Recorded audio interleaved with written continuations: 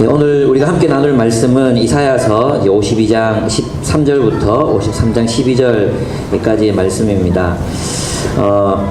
네 번째 종의 노래입니다. 이제 이사야서에 네 가지의 종의 노래가 나오는데, 이 종의 노래는 가장 잘 알려져 있고 또 많은 사람들이 좋아하는 그런 종의 노래에 속하는 그런 내용입니다. 본문을 먼저 이제 들어가기 전에 여호와의 종이 누구인가 이런 얘기들을 조금 더 다루고 이렇게 들어가야 될 것 같습니다. 우리가 계속해서 살펴봤지만 이때 말하는 여호와의 종은 메시아일 수도 있고 또 이스라엘 백성일 수도 있고 이 당시 이사야 시대 포로 시대를 살아가고 있던 남은 자들, 또 이사야의 정신을 이어받은 그 소수의 무리들, 이사야 전통에서 있는 그 무리들을 의미할 수도 있습니다. 그래서 오늘 본문을 우리가 읽을 때는 메시아를 이제 메시아에 비추어서 이 본문을 읽을 수도 있지만, 이 본문은 그 당대를 살아갔던 하나님의 종, 하나님의 종으로서 자신을 인식했던 무리들, 그 사람들에 비추어서 오늘 이 본문을 한번 읽어보려고 합니다. 물론 예수님께서는 메시아이시고 이 본문의 의미를 완전하게 성취하신 분이라고 할 수 있습니다. 그래서 우리는 그 이후에 발전된 어떤 교리적인 접근을 가지고 이 본문을 볼 것이 아니라 이 본문에서부터 메시아가 어떠한 분이신가, 이 본문에서 의미하는 바대로의 보여주는 메시아는 그럼 어떤 분이신가, 이렇게 찾아가야 하기 때문에 먼저 이 본문에서 말하고 있는 여호와의 종의 의미와 역할을 밝히는 것이 더욱 중요하다고 저는 생각했습니다. 그래서 그렇게 여러분과 함께 이 말씀을 나누려고 합니다. 하나님은 우리를 구원하셔서 또 이스라엘을 하나님의 백성으로 삼으시고 우리를 그리스도인이 되게 하셨습니다. 우리를 그리스도인이 되게 하신 이유, 하나님의 백성이 되게 하신 이유가 무엇입니까? 하나님의 종으로 살게 하기 위해서입니다. 하나님의 종으로 살게 하기 위해서 우리를 구원하신 것입니다. 우리 천무경 집사님께서 말씀하셨지만, 고통받는 순간 누군가가 다가가서 그의 고통에 동참해 줄 사람들을 하나님이 부르시기 위해서, 그런 사람들로 세우기 위해서 하나님이 우리를 부르신 것입니다. 그래서 하나님의 종으로 부름받은 우리, 구원받은 우리에게는 하나님의 종이라는 새로운 미션이 우리들에게 주어집니다. 우리에게 주어진 그 새로운 미션은 다름이 아니라 사람을 얻어서 하나님과 화목하게 하는 일입니다. 사람을 얻고 그로 하여금 하나님과 화목하게 하는 삶을 살게 하는 것입니다. 그런데 우리가 요한을 통해서 알 수 있는 것은, 하나님과 화목한 삶은 무엇입니까? 하나님과 화목한 삶은 형제를 사랑하는 삶이라고 요한은 단적으로 말하고 있습니다. 보이지 않는 하나님을 우리가 어떻게 사랑하리요? 눈에 보이는 형제를 사랑함으로 하나님을 사랑하는 것이라고 이야기했습니다. 그래서 하나님과의 관계를 회복한다는 것, 우리가 하나님과 올바른 관계 속에 서 있다는 것은 우리가 형제와 자매들과 올바른 의의 관계 속에 들어있다는 것을 의미한다는 것이죠. 결국 하나님과 화목한 삶은 형제를 사랑하는 삶이라고 요약할 수 있습니다. 물론 하나님 안에서입니다. 하나님 안에서 형제를 사랑하는 삶, 그것이 하나님과 화목한 삶입니다. 누가 하나님과 불화합니까? 이웃을 사랑하지 않는 삶은, 사람들은 하나님과 불화한 것이죠. 그래서 하나님께 심판을 받고 하나님으로부터 계속해서 배척당하게 됩니다. 그래서 우리가 하나님과 화목했다는 것은 하나님의 뜻대로 이웃과 올바른 관계 속에 들어간다는 것을 의미한다는 것이죠. 결국 우리의 미션, 하나님의 종들의 미션은 사랑으로 사랑하게 하는 삶을 사는 것이라고 말할 수 있습니다. 우리의 역할은 우리가 사랑하는 것, 그것을 넘어서 사람들을 불러서 하나님과 화목하게 하는 것. 다시 말해, 또 다른 이웃들을 사랑하며 살아가게 하는 것. 자기 중심성에 빠져서 그 자기 중심적인 삶을 살아가는, 이기적인 삶을 살아가는, 그리고 자신의 세력을 넓히기 위해 지배하고 사람들을 위해 군림하려고 하는 그런 모든 중심들, 그 중심들을 하나님께로 이끌어서 하나님을 중심 삼아 하나님으로 말미암아 서로 사랑하게 하는 삶을 살게 하는 것. 사랑의 삶을 살게 하는 것. 그저 사람들을 끌어모아서 교회당, 예배당의 면적을 채우는 것이, 그것이 목적이 아니라 사람들을 불러 모아 서로를 사랑하게 하는 삶, 사랑하는 삶을 살도록 하는 것, 그것이 우리 모든 그리스도인들에게 주어진 미션이라는 것입니다. 그것은 하나님의 종이라고 불리는 목사에게만 주어진 것이 아닙니다. 우리가 성경을 통해서 살펴봤지만 하나님의 종은 교회를 말한다고 했죠. 이스라엘을 말한다고 했죠. 하나님의 종은 그냥 그 개인, 어떤 권위적인 위치를 가진 개인을 말하는 것이 아닙니다. 하나님의 종은 우리 모두를 말하는 것입니다. 그러니까 우리가 구원받은 이유, 우리가 구원받은 목적은 무엇이냐 하면 사람들을 얻어서 그들로 하여금 하나님과 화목하게 하고 형제와 자매를 사랑하는 삶을 살도록 하는 것, 그것이 바로 우리의 미션이라고 할 수 있습니다. 그러면 여러분, 우리가 한번 서론에서 이런 질문을 던져볼 수 있습니다. 어떤 질문이냐 하면 우리는 과연 누구로 하여금 사랑하게 했는가? 나는 누구를 사랑해서 그로 하여금 또 다른 타인을 사랑하게 하는 삶을 살았는가? 그리스도 안에서 누구를 사랑하게 만들었는가? 오히려 많은 그리스도인의 삶을 들여다보고 오늘날 자행되는 많은 삶을 들여다보면 차별과 혐오, 분리, 분절, 우리 그것들을 부추기는 그런 삶을 살아가고 있습니다. 그래서 하나님께서 기뻐하시는 일이 아닙니다. 하나님의 종으로서 우리는 누군가를 하나님께로 인도하고 또 그를 사랑함으로 그로 하여금 누군가를 사랑하게 하는 삶. 그래서 우리의 인생의 목적은 내가 얼마나 많은 사람을 얻어서 그로 사랑의 사람이 되게 하였는가, 내가 그를 품어 사랑의 삶을 살도록 하였는가, 그것이 우리가 주님 앞에 섰을 때 우리가 대답해야 될 질문이 될 것입니다. 여러분, 누구를 사랑하고 계시고 또 그는 누구를 사랑하고 있습니까? 여러분이 사랑했던 그 사람은 또 누구를 사랑하고 있습니까? 그것이 우리가 맺어야 할 삶의 열매라는 것이죠. 저는 이러한 삶을 사느라 고생하고 계신 여러분에게 이 말씀이 많은 위로가 되기를 바랍니다. 본문은 5연으로 나누어진 시입니다. 수미상관법으로 기록됐습니다. 그래서 13절부터 15절의 내용은 11절과 12절에 상응합니다. 그래서 이 본문을 들여다보면 굉장히 긍정적인 메시지로 이제 시작하고 있습니다. 그래서 다행입니다. 본문은 굉장히 긍정적인 메시지로 시작하고 있습니다. 나의 종이 매사에 형통할 것이니 그가 받들어 높임을 받고 크게 존경을 받게 될 것이다. 하나님의 종들이 존경을 받고 높임을 받게 될 것이라는 것입니다. 이 형통하다는 말은 그 김근주 목사님이 쓴 책에 보면 지혜롭게 행하다라는 뜻을 가지고 있다 그랬죠. 지혜롭게 행하다 이런 뜻을 가지고 있습니다. 그러나 또 다른 말로 하면 성공하다라는 뜻을 가지고 있습니다.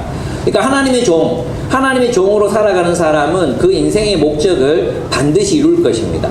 성공은 인생의 목적을 이루는 것입니다. 우리에게 주어진 삶의 목적을 성취하는 것, 그것을 우리는 성공이라고 합니다. 하나님의 종은 결국 성공할 것입니다. 그의 목적은 성취되고 또 사람들은 그를 높이고 크게 존경하게 될 것입니다. 52장 13절에 나의 종이 매사에 형통할 것이니 그가 받들어 높임을 받고 크게 존경을 얻게 될 것이다 했습니다. 그러면 하나님의 종으로서 그가 성취하기를 원했던, 그가 성취하고 싶었던 성공, 정말 이루고 싶었던 그 일이 무엇이겠습니까? 그것은 수미상관법이라 했잖아요. 53장 11절에 보면 나오고 있습니다. 53장 11절, 고난을 당하고 난 뒤에 그는 생명의 빛을 보고 만족할 것이다. 나의 의로운 종, 이건 하나님이 화자예요. 나의 의로운 종이 자기의 지식으로 많은 사람을 의롭게 할 것이다. 그는 다른 사람들이 받아야 할 형벌을 자기가 짊어질 것이다. 그러므로 나는 그가 존귀한 자들과 함께 자기 몫을 차지하게 하며 강한 자들과 함께 전리품을 나누게 하겠다. 네, 그의 목적이 무엇이죠? 그의 목적은 자기의 지식으로, 우리 학자의 혀 기억나십니까? 항상 하나님 앞에서 진리를 배우는 자로서, 그러니까 우리가 배우는 일의 목적, 우리가 하나님의 말씀을 듣고 또 신앙서적을 읽고 PBS를 하고 이렇게 공부하는 목적, 우리가 지식을 가지는 목적이 뭐라고 말했습니까? 사람을 의롭게 하는 것. 사람을 세우는 것이라고 말했습니다.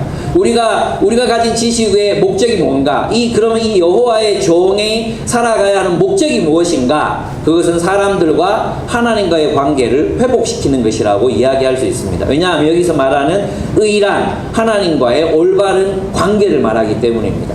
하나님과의 올바른 관계를 말하기 때문입니다. 그러니까 이 하나님의 종의 미션은 사람들을 불러서 하나님과 올바른 관계를 맺도록 했는가, 얼마나 많은 사람들을 의롭게 세웠는가 하는 것이죠. 나의 의로운 종이 자기의 지식으로 많은 사람을 의롭게 할 것이다. 근데 이런 삶을 살아가기 위해서 필요한 게 무엇입니까? 그들의 죄를 담당하는 것입니다. 그들의 죄를 담당하는 것. 그들의 그 이기심, 우리가 섬기는 사람들의 이기심, 몰지각, 몰이해, 그리고 오해, 편견, 세상적인 가치, 이러한 것들을 뚫고, 이러한 것들에도 불구하고 그들을 사랑하기를 포기하지 않는 것. 심지어는 죽을지도 모르는, 내가 그 일을 행하기 때문에 죽음에 처해질지도 모르는 위험에도 불구하고 그를 사랑하고 그를 세우도록 힘쓰는 삶, 그것이 바로 여호와의 종이 이룩해 내어야 할 열매요 과실이라는 것이죠. 그러니까 한 사람이 세워지는 일에는 한 사람의 온전한 생명이 요구되는 것입니다. 하나님은 이 세상의 중심이 저 권력을 가진 보좌, 힘과 폭력과 재산을 가진 그 누군가에게 있다고 믿습니다. 그래서 많은 세상 사람들은 세상의 중심을 무슨 돈을 많이 가진 사람, 권력을 가진 트럼프, 돈을 많이 가진 워렌 버핏, 삼성 회장, 이런 사람들이 세상의 중심일 것이라고 착각합니다. 그러나 성경이 말하는 세상의 중심은 어디에 있습니까? 십자가입니다. 성경이 말하는 세상의 중심은 십자가입니다. 그런데 아십니까? 십자가는 가장 무력한 장소입니다. 가장 힘없는 장소, 가장 연약한 장소, 남들이 나를 십자가에 못 박아 놓으면 내가 할 수 있는 일은 아무것도 없는, 그저 죽음만을 기다려야 하는 그런 가장 약한, 그 약자, 가장 연약한 자의 자리가 십자가입니다. 하나님은 그 십자가를 세상의 중심으로 삼으셨습니다. 세상의 권력의 구조를 완전히 뒤집어 엎으셨습니다. 힘과 폭력, 권력과 권세, 돈이 아니라 가장 무력한 그곳, 가장 무력하기 때문에 하나님의 능력이 나타날 수밖에 없는 그곳을 세상의 중심으로 삼으셔서 그 중심으로부터 이제 우리가 그 중심을 중심으로 삼고 살아가는 십자가의 삶을 살아가길 원하셨습니다.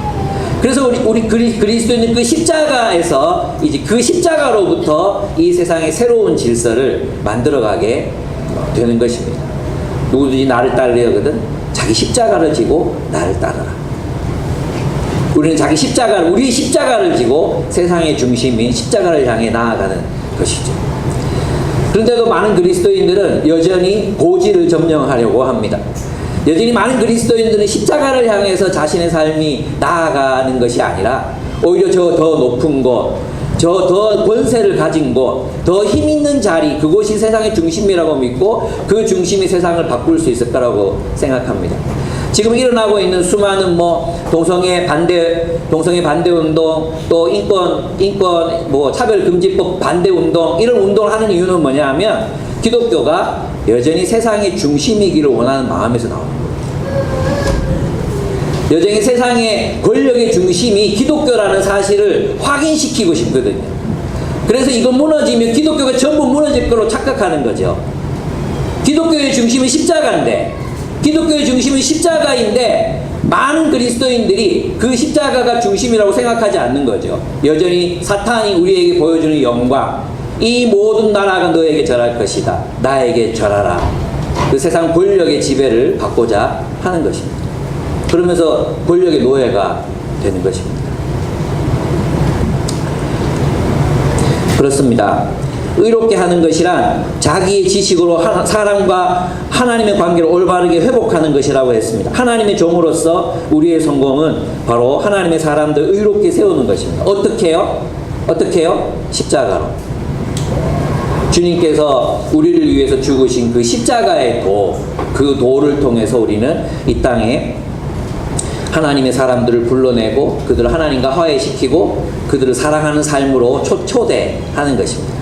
자기 중심적인 삶으로부터 구원을 얻으라고 초대하는 것입니다. 이 세상의 권력으로부터 구원을 얻어서 십자가의 자리로 나아오라고 그들을 초대하는 것입니다.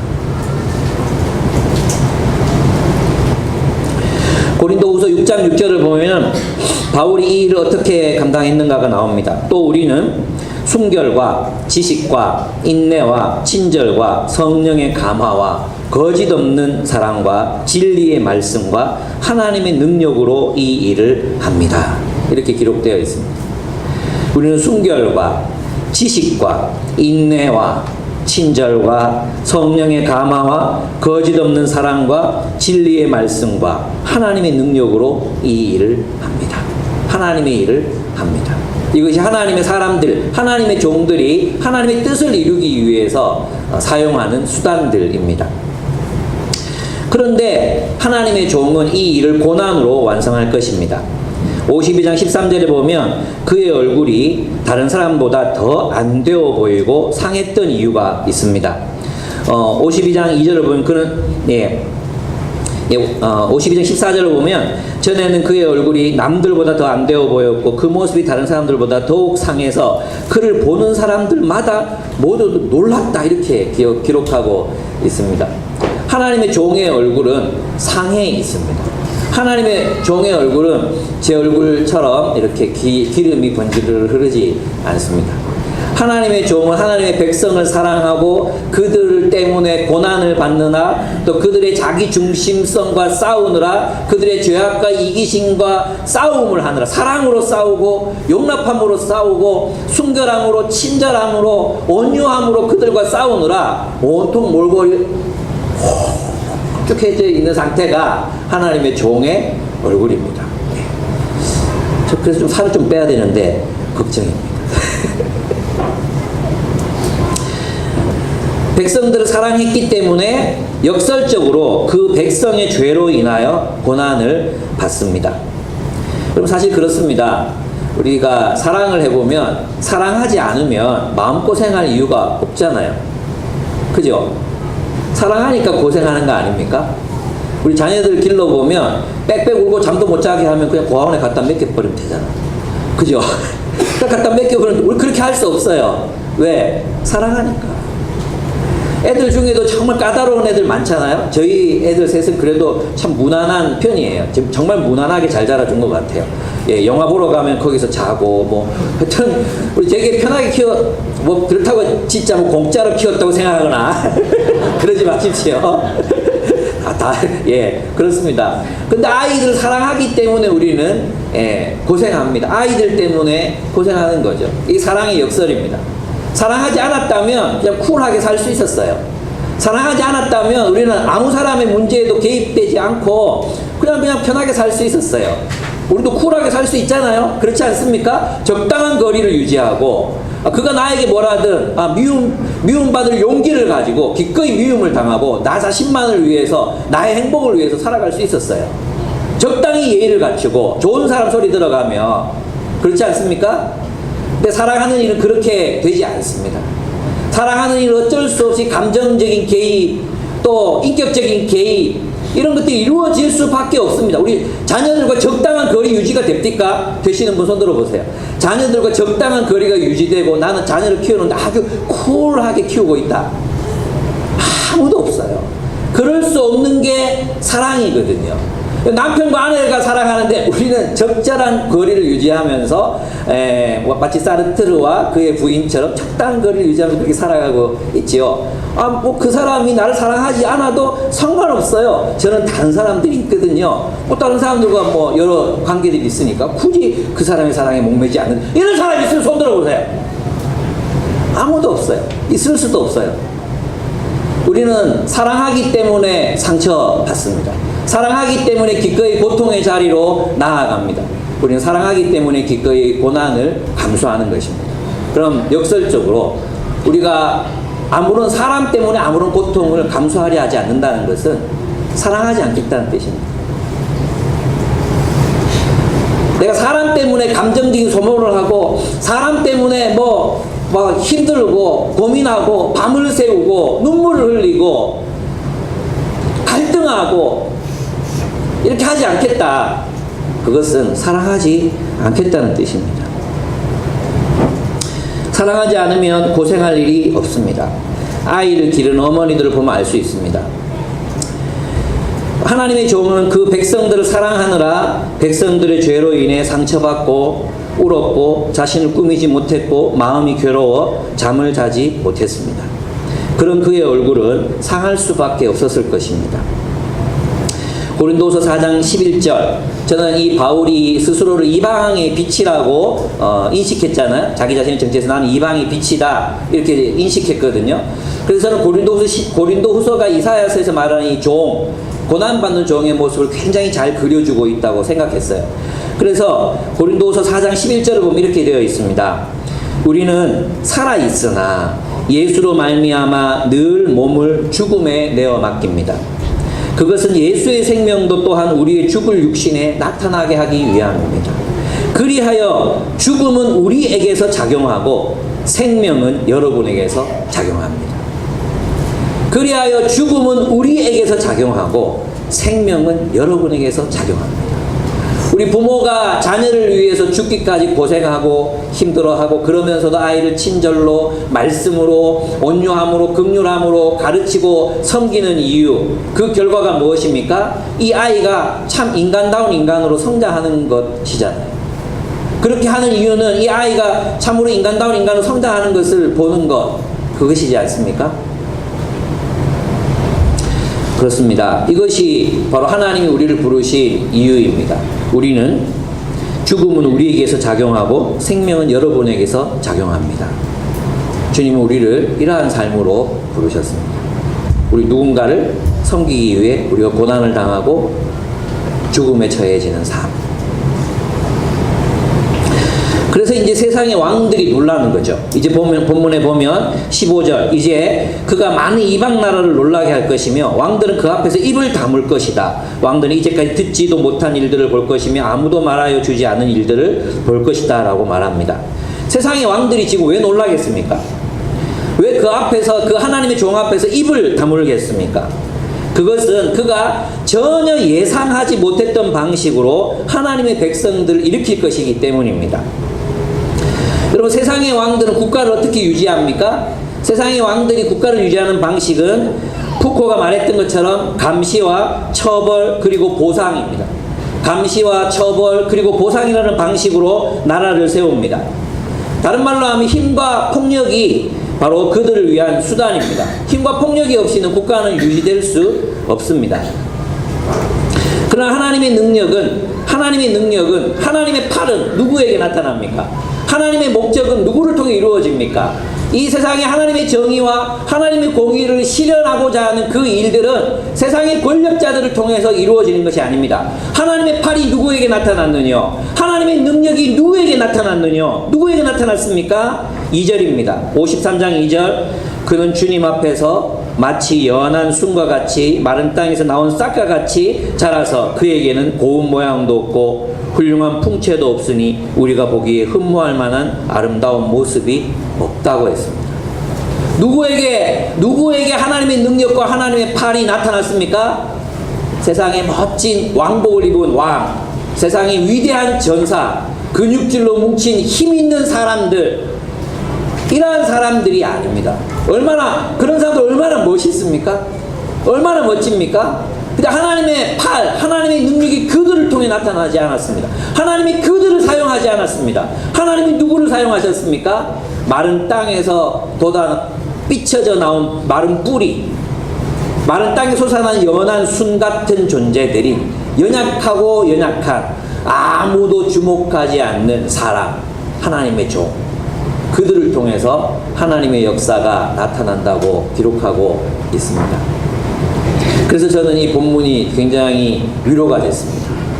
저는 어떤 교회 목사님처럼 인물이 좋지도 못하고, 그렇다고 키가 크나 몸매가 좋나 지식이 출중하나 정말 잘난 게 하나도 없잖아요. 예, 그래서 제가 여러분한테 그런 고백들 자주 했던 것 같아요. 만약 이 자리에 제가 아니라 어떤 다른 훌륭한 리더가 있었으면 훨씬 더 잘 섬기지 않았을까. 이 본문을 보고 그러지 않아도 된다는 것을 알게 됐습니다. 아, 나를 잘 쓰셨구나.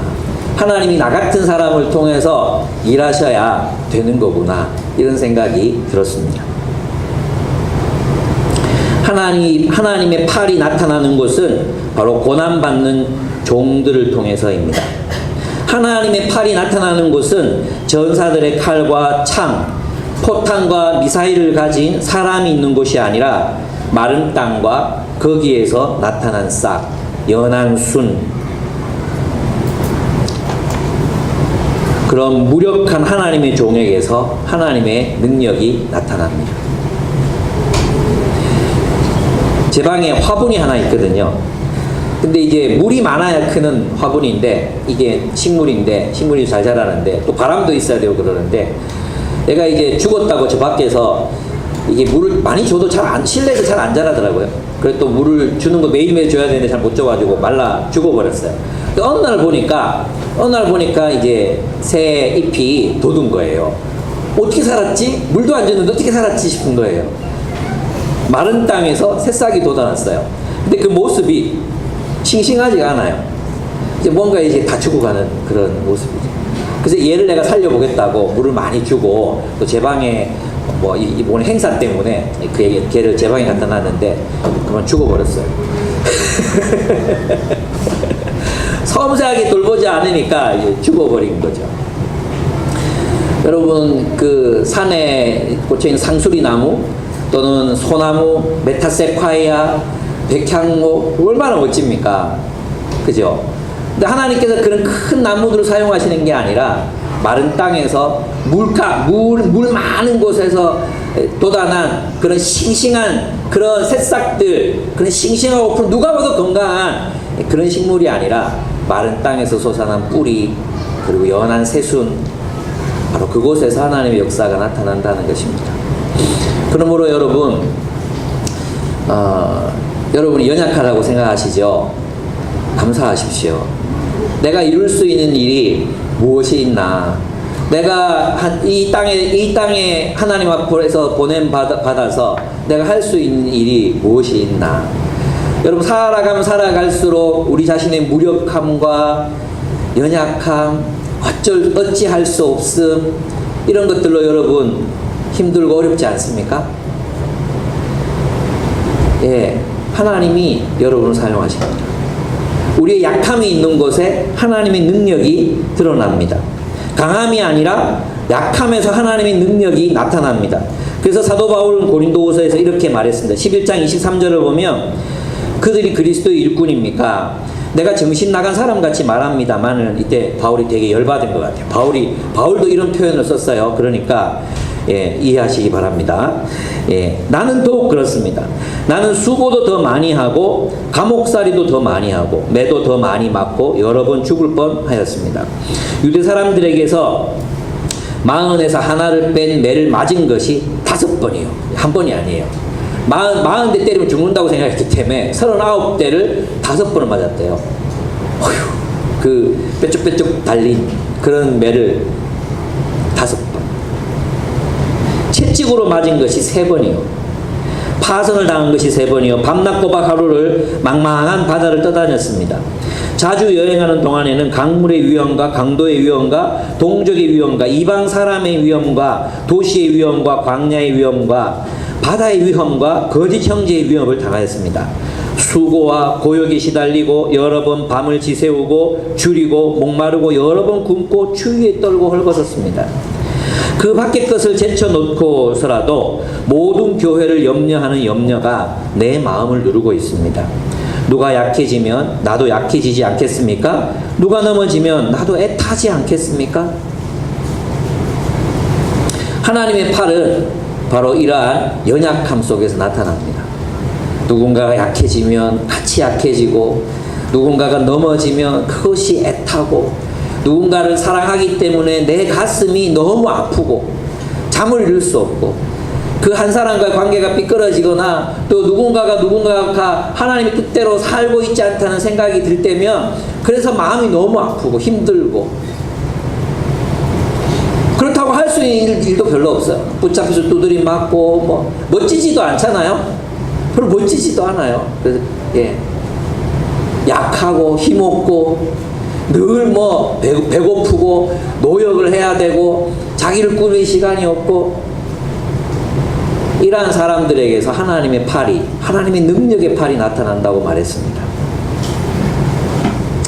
게다가 그는 사람들에게 하찮은 존재로 취급받고 멸시를 받습니다. 그는 사람들에게 이해받지 못합니다. 세상의 관점에서 마른 땅에서 나온 연한 순, 물가에서 자라는 식물과 같이 멋지지도 아름답지도 않습니다. 그래서 세상 사람들 그를 오해합니다. 어떻게 오해합니까? 하찮은 놈, 아무것도 아닌 존재, 니까짓 게 뭘 해? 니까짓 게, 그런 존재로 그는 오해를 받습니다.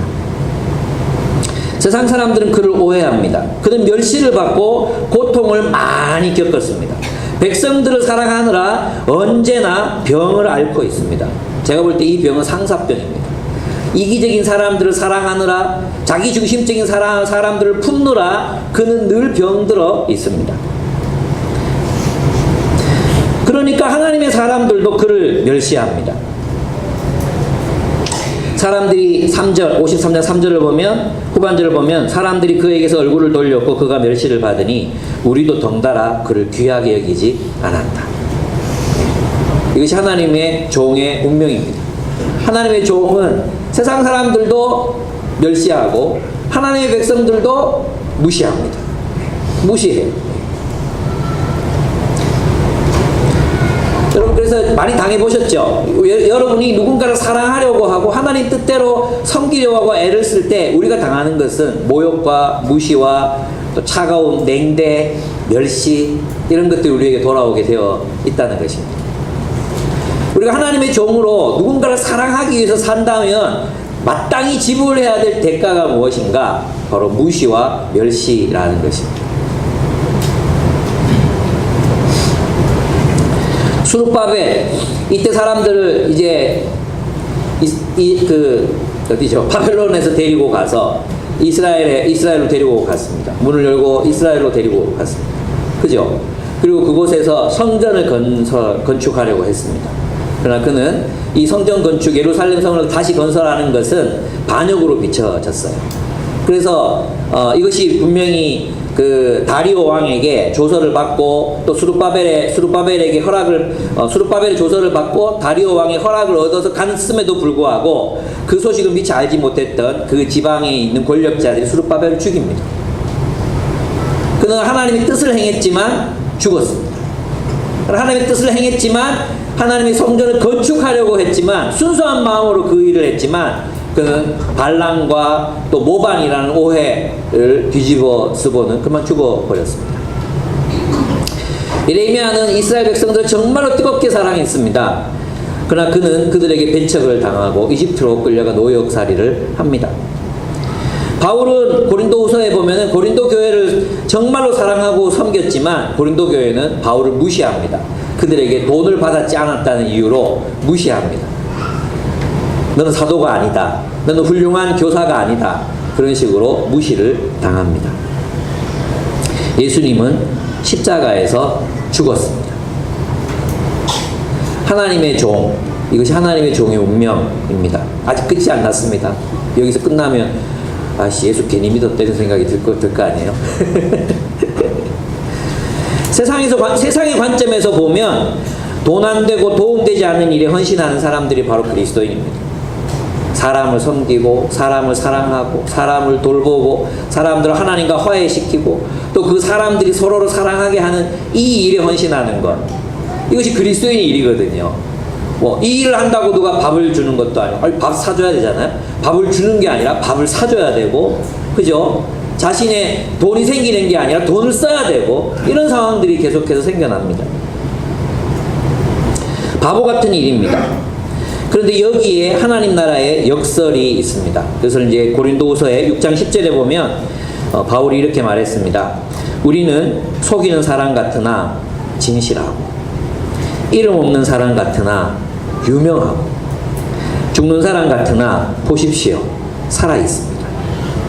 징벌을 받는 사람 같으나 죽임을 당하는 데 이르지 않고 근심하는 사람 같으나 항상 기뻐하고 가난한 사람 같으나 많은 사람을 부요하게 하고 아무것도 가지지 않은 사람 같으나 모든 것을 가진 사람입니다. 이 앞에 있는 부분을 빼고 읽으면요 어떻게 되는지 아십니까? 우리는 진실하고 유명하고 살아있고 기뻐하며 부자이고 모든 것을 가진 사람입니다. 이렇게 말하는 것입니다. 사실은 이것이 하나님 나라를 살아가는 종의 역설입니다. 이것은 세상의 프레임, 요새 프레임 전쟁이잖아요. 프레임 전쟁. 세상의 프레임으로는 도무지 해석할 수 없는 것입니다. 세상의 프레임으로는 오해를 받을 수밖에 없는, 세상의 프레임으로 보면 저것은 자신이 뭔가 있으니까 저렇게 하겠지, 뭔가 있으니까 저렇게 헌신하겠지, 나중에 뭔가 빼앗으려고 저렇게 하겠지. 세상의 프레임으로 보면은 딱 오해받기 쉬운, 속이는 자 같으나 사기치는 자 같으나, 세상의 프레임으로 보면 딱 오해받기 쉽습니다. 우리 이 건물의 주인분, 이 업체에 계시는 분들 계시잖아요. 그분은 제 사업이 굉장히 잘 되고 있다고. 여기서 잘 되는 거 교회밖에 없다고. 목사님 좋으시겠어요. 종교 사업이 잘 되셔서. 그래, 월급은 좀 넣으셨습니까? 이렇게. 좋겠네요. 그 헌금 다 목사 가져가는 거 아니에요. 그거 해명하는데 얼마나 시간이 많이 걸릴지 몰라요. 그들의 프레임으로 보면 내가 사람들을 만나고 섬기고 사랑하고 하는 그 모든 일들이 다 돈을 위한 게 되는 거예요. 오해받을 수 있는 것이죠. 그러나 우리는 하나님의 관점으로 우리 자신을 들여다보아야 합니다. 이 말은 뭐냐 하면 우리가 하나님의 종으로 살아가게 될 때 오해받을 수 있다는 것입니다. 여러분, 그래서 여러분이 리더가 되고 또 숙지기가 되고 간사가 되고 또 그리스도인으로 살아간다는 건 뭐냐 하면 그냥 오해받는 삶을 사는 거예요. 어떻게 이해하겠어요? 어떻게? 예. 제가 최근에 들었던 충격적인 한마디가 있었거든요. 제가 이제 대학부 아이들한테 이제 말씀을 전할 때 아이들이 좀 집중을 잘 못하잖아요. 그죠? 집중력이 15초 정도 되니까. 그래서 뭔가 이제 제가 막 제스처를 하고 또 웃기려고 막 몸개그도 하고 막 그래요. 그런데 한 자매가 그런 거 하지 말라고. 왜 그러냐 그러니까 목사님 관종 같아요. 그래서 관종이 뭔지 관심 종자가 관종이거든요. 원래 그 말이 턱 듣고 나서 소화가 안 돼가지고 일주일 내내 관종. 그걸 어떻게 관종이라고? 날 어떻게 관종이라고 내가 그렇게 애쓰고 노력한다고 왜 바라보지? 나는 관종이라고 할 수 있지.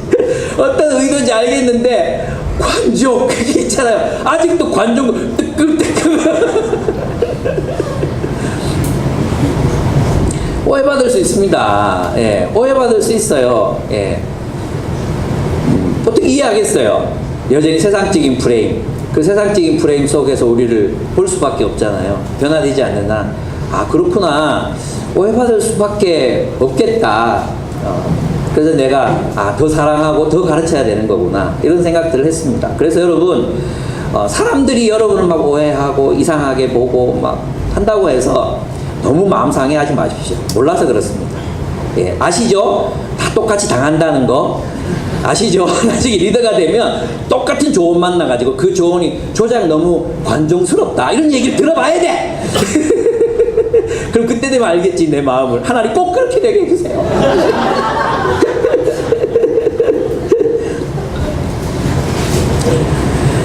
그가 백성들이 받아야 할 고통을 대신 받고 백성들이 겪어야 할 슬픔을 대신 겪는 이유는 백성들이 전혀 그를 이해하지 못하기 때문입니다.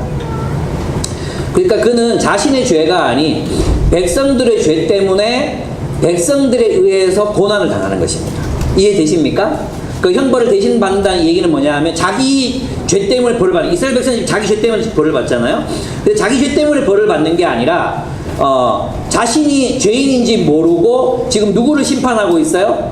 네, 하나님의 종을 심판하고 있잖아요. 그죠? 그래, 그 죄를 짊어진다는 그런 의미입니다. 여기서는 아직까지 이사야서에서는 대리, 형벌, 대리, 이런 어떤 개념이 아직까지 발전한 단계는 아니기 때문에 그렇습니다.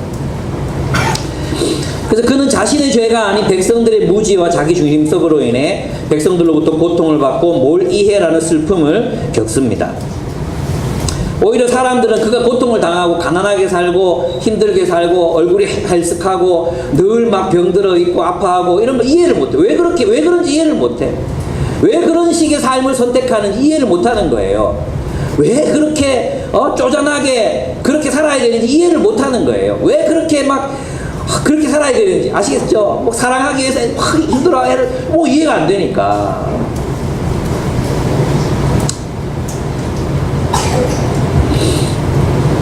그래서 하나님이 그를 징벌하시는 것이라고 여기는 것입니다.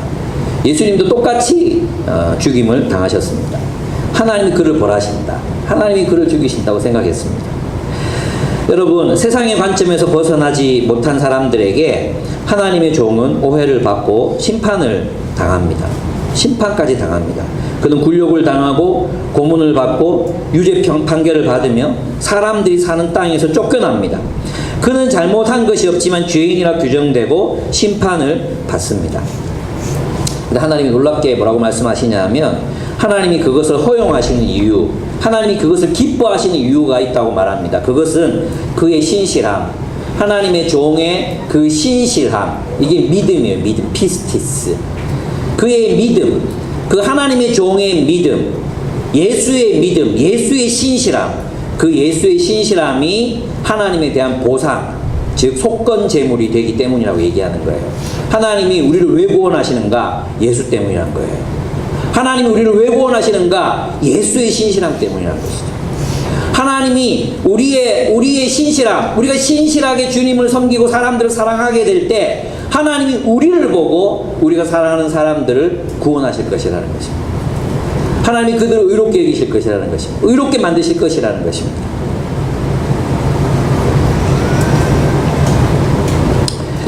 그래서 본문에 보면은 이렇게 되어 있습니다.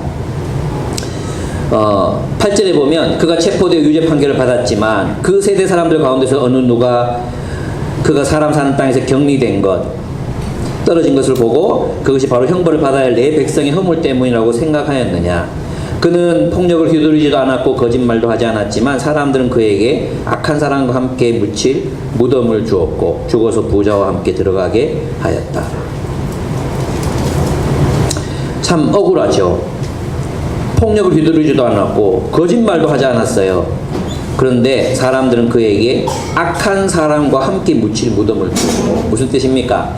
악인 취급했고, 그 다음에 부자와 함께 들어가게, 죽어서 부자와 함께 들어가게, 이 악한 부자를 말해요. 이기적이고 악한 부자, 악한 부자의 묘실, 그 악한 부자와 함께 들어가게 했다, 그렇게 취급했다, 그렇게 이야기합니다. 김건지 교수님은 이 부분에서 이것은 이제 그만큼의 고난을 받았다는 것으로 해석해요. 그가 꼭 죽었던 것은 아니다, 죽을 각오로 그렇게 살았다, 이렇게 해석해요. 왜냐하면 뒷부분에 보면은 이렇게 되어 있거든요. 그가 그의 영혼을 10절에 보면 속건제물로 여기면 그는 자손을 볼 것이 오래오래 살 것이다, 이렇게 되어 있거든요. 그래서 이건 두 가지 의미가 있어요. 하나는 뭐냐 하면 그의 후손들, 그러니까 그가 후손을 볼 것이고 또 그의 자손이 많아질 거예요. 그를 따르는 그의 삶을 추종하는 사람들, 그의 삶을 따라 하나님의 종으로 살아가는 사람들의 숫자를 하나님이 늘리실 것이다, 늘려가실 것이다, 이런 의미도 있고, 또 하나는 실제로 그가 살아서 많은 자손을 보게 될 것이라는 의미도 포함되어 있습니다. 어느 쪽의 해석이 맞는지는 저는 모르겠어요. 어쨌든 하나님은 알고 계십니다.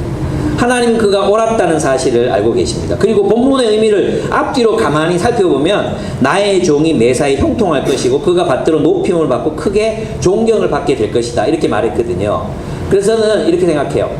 하나님의 백성들이, 하나님의 종이 하나님의 목적을 이루기 위해서 사람을 사랑하고 사람들을 이끌어서 그들을 서로 사랑하게 하는 삶을 살아가는 것, 세상에 이런 삶을 힘쓰는 사람들, 종족이 어디 있습니까?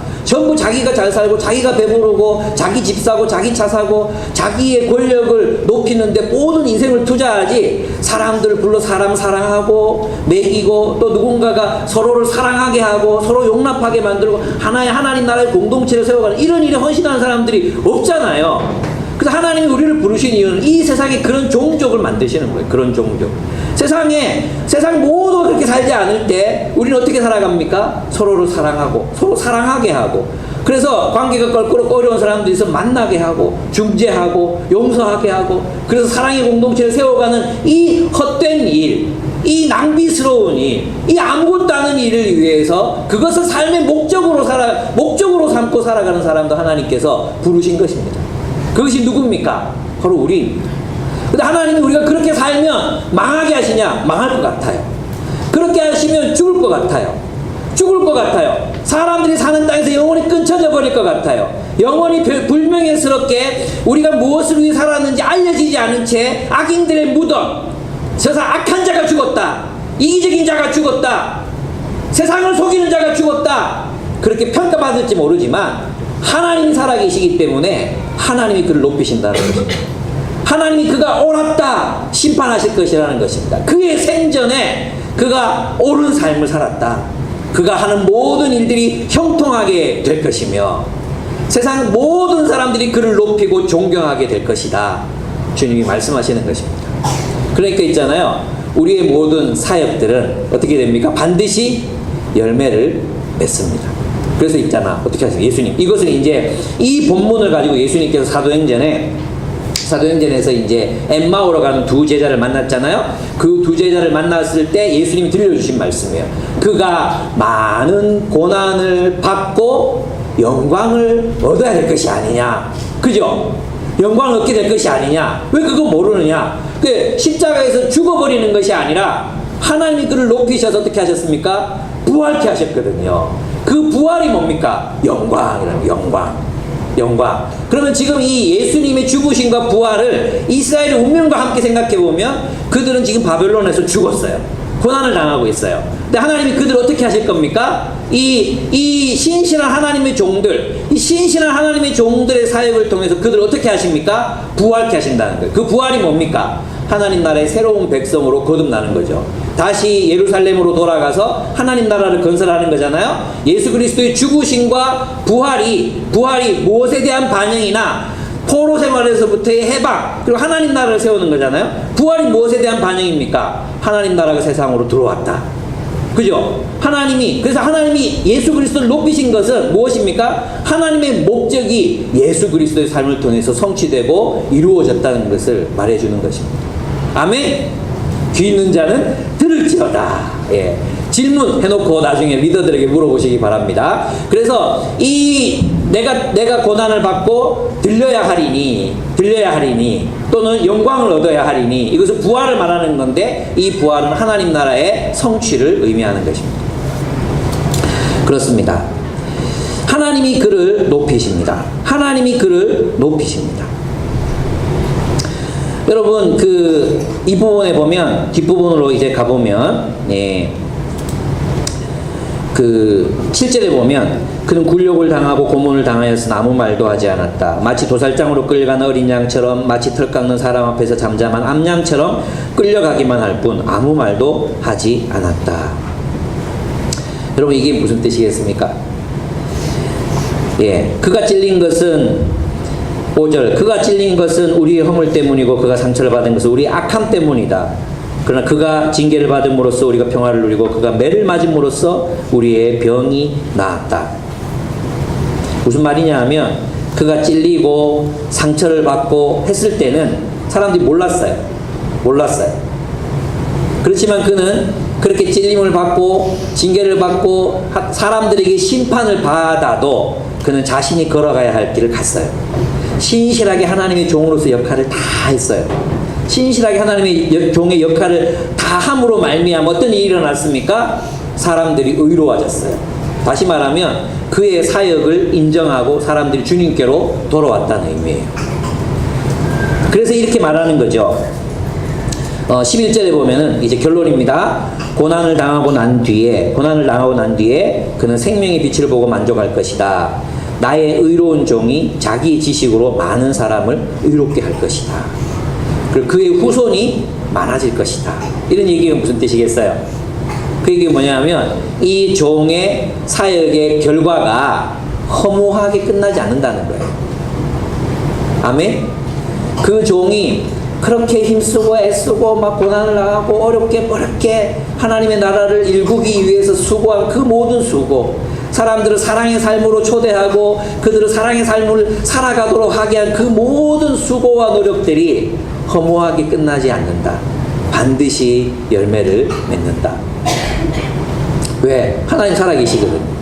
그러니까 이 사람이 이제 나중에는 존경을 받고 높임을 얻게 되는 것이죠. 그의 목적이 이루어지는 것입니다.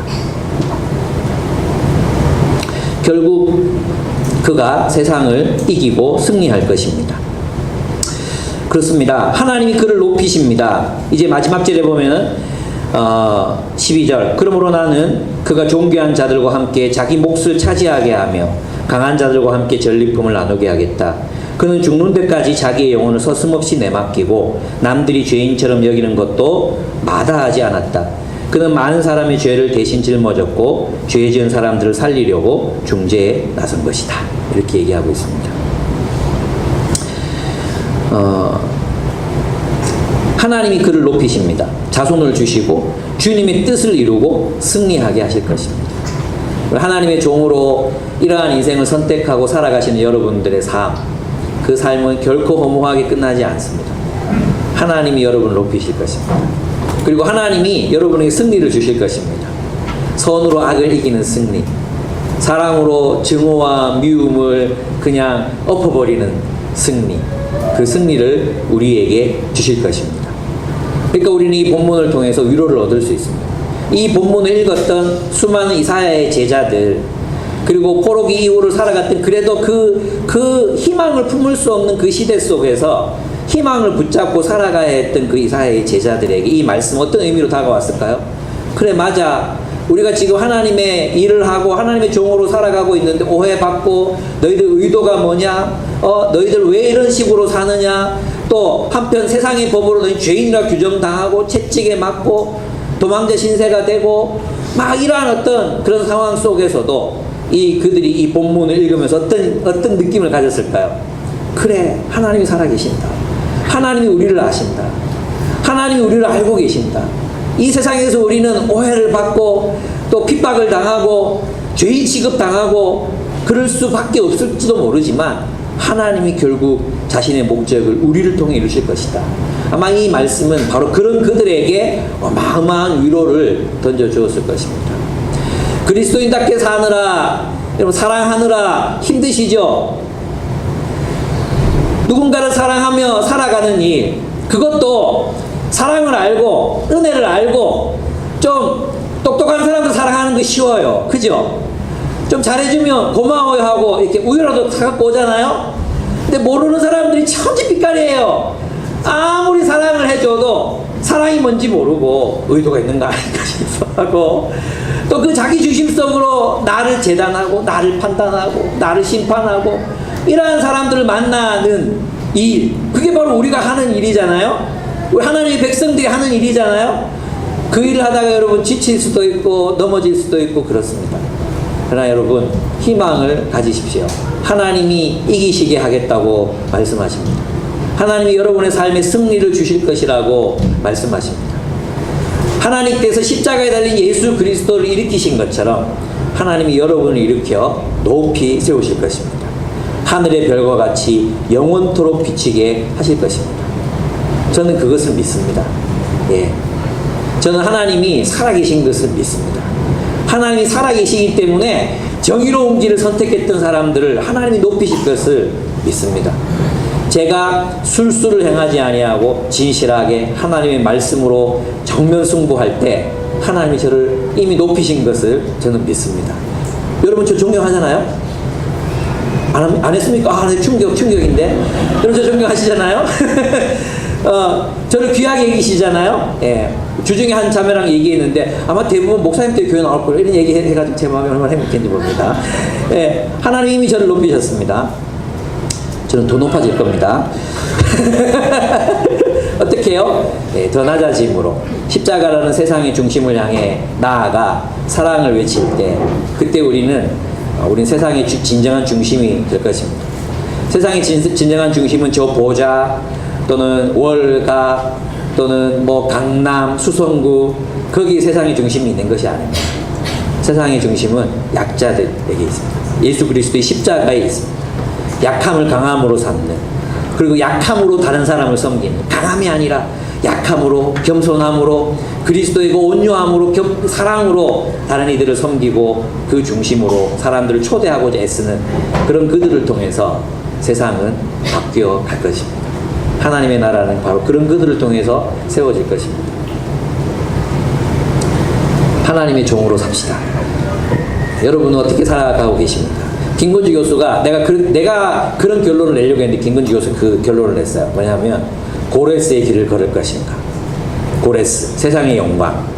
그 영광과 권력으로 무력으로 세상의 정의를 실현하는 일이겠죠. 예. 돈으로 힘으로 아니에요. 아니면 우리는 하나님의 종, 여호와의 종, 수룹바벨이 걸었던 그 길, 이사야가 걸었던 길, 예레미야가 걸었던 길, 바울이 걸었던 길. 비록 고생스럽지만 그 안에 기쁨이 있고 충만함이 있고 사랑이 있고 진정한 삶이 있는 그 길. 여러분은 고레스와 이사야 사이에서 어느 길을 걷기를 원하십니까? 저는 이사야의 길을 걷기로 선택했습니다. 여러분도 저와 같기를 바랍니다. 우리 함께 기도하겠습니다.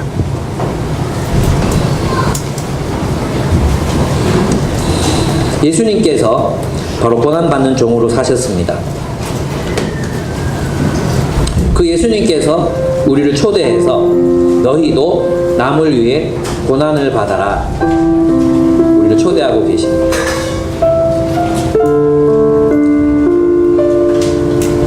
사랑하는 일에는 고난이 필수적입니다.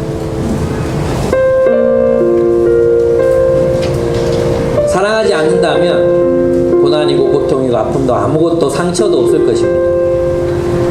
그러나 인생도 없을 것입니다.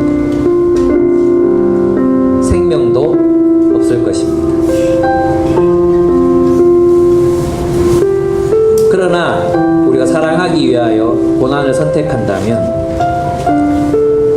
그 길에 많은 고난이 있을 것입니다. 그러나 그 고난 가운데 기쁨과 생명과 삶이 있을 것입니다. 하나님, 그렇습니다. 잠시 제가 정신이 나갔습니다. 이제 다시 주님께로 돌아와서 하나님의 종으로서의 삶을 살아가기를 원합니다. 끊임없이 나에게로 향하는 이 관심을 내가 끄게 해주십시오.